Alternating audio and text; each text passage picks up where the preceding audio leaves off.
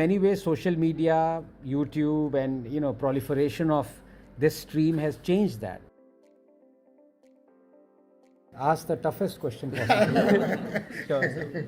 Sir, as a neuroscientist and a public intellectual, what do you think Kirodimal College can play a role in nurturing students who want to choose unconventional paths like blending science with literature, commentary, and else? That's a great question.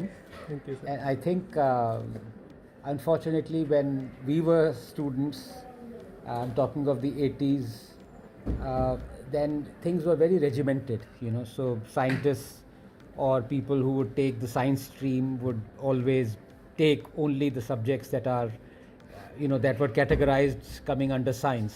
There was no mixing.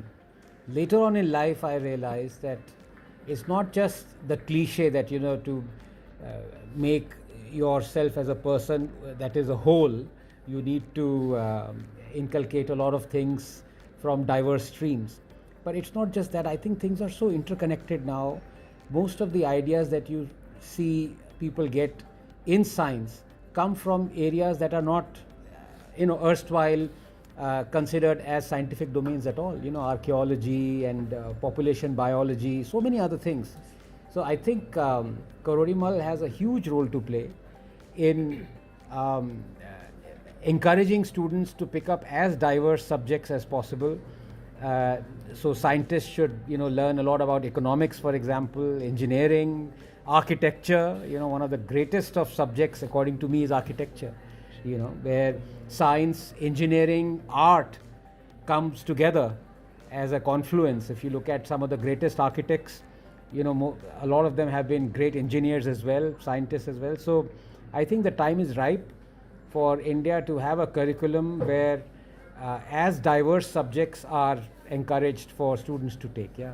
Thank you, sir. And continuing that, sir, Kirodimal College students actively engage in theatre and drama. Yes. As a novelist, what role do you think storytelling plays part in performing arts? And do you think it relates with your work? I think storytelling is, I would say, the world's second oldest profession, if the first was politics. And I think it is the most important, but it's not just, I think in our country somehow, because of labeling, because of hero worship, you can call it that, we're more concerned with who is telling the story rather than what the story is, Yes.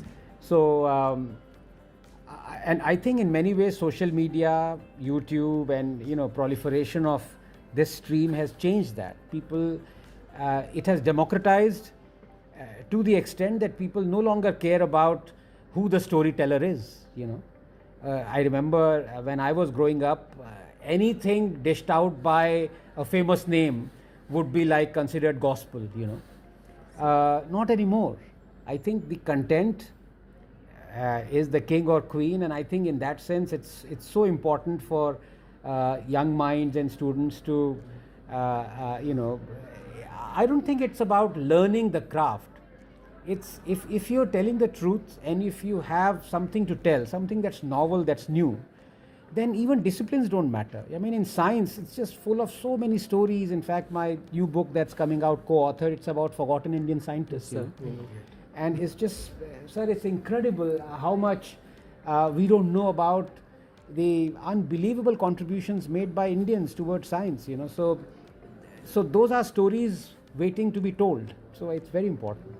Thank you, sir. The last question. As someone who has successfully bridged the gap between the science and political commentary, how do you think students can balance the pursuit of academic in science and engaging in social and political discourse responsibly? I don't think I've bridged it. I enjoy what I do, but I've always said this jocularly also, but I think there is some depth to it. Do not mix politics with science, because then all you would get is political science. No, but this is not to say that that branch is not important. But I mean, if you look at it, science, for example, is totally apolitical. Yes, Totally. I've been open-minded, and I have asked people to tell me how you can have politics in science. You can't. You really can't. you can have an ideology dictating the kind of science that should be pursued. And that happens from time to time. Regimes do it, regime changes, you do it. For example, you would expect the present dispensation to ask scientists to find out if, for example, Saraswati, the great mythical river, actually existed. So you can have ideology dictating the kind of science that should be pursued. But for the scientists to, delve into that question, the results are totally apolitical. Either Saraswati was glacial fed or it was monsoon fed. And now science has discovered this, that in fact it was the great river mentioned in our Rigveda. So it was glacial fed, thus also, kind of fructifying the demolishing of the Aryan invasion theory. So yes, ideologies can dictate to some extent as to what scientists should pursue, but what they pursue is totally apolitical. So I think that should be kept in mind when people say, oh, now science, political ideology has, kind of infiltrated science. That's completely nonsense. It can never happen.